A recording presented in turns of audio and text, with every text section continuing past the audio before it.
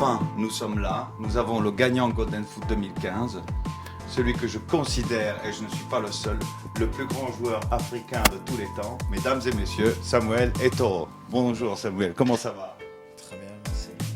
Ça va bien, bien arrivé? Très bien arrivé. Un peu fatigué, mais ça va. Ouais, j'imagine. Et dis-moi, alors tout de suite rapidement, ça te fait quoi de mettre des empreintes sur une promenade à Monaco où il y a tous les champions de tous les temps de l'histoire du football? Est-ce que c'est une émotion pour toi particulière? Est-ce que tu as déjà vécu ça? Pour un jeune garçon africain comme moi, c'est une émotion particulière. Vous savez tous que chez nous, le rêve est pratiquement interdit.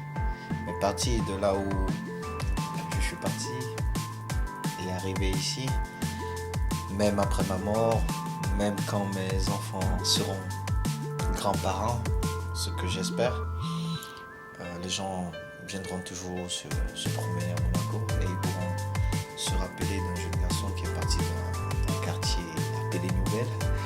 Et finalement, que certains ont considéré qu'il était un bon joueur, ils m'ont permis de vivre ce rêve. Voilà. Bravo, complet. Tu vois comment l'évolution du football africain? Parce que moi, je me souviens, dans les années 80, on disait le football africain va évoluer, va arriver quelque part.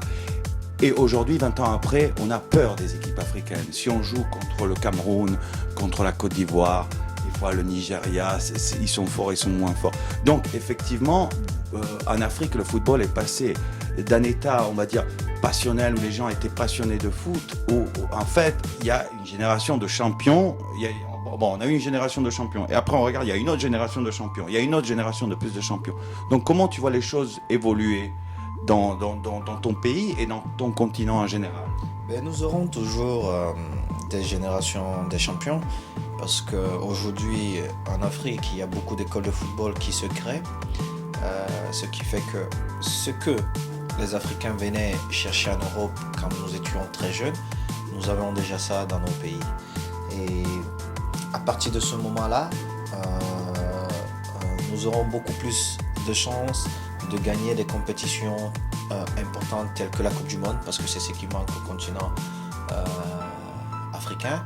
Mais je suis très optimiste et même si c'est un rêve fou, certains le diront, mais quand je regarde ma petite carrière, je me dis il fallait être fou pour croire que je pouvais faire certaines choses dans ce monde du football.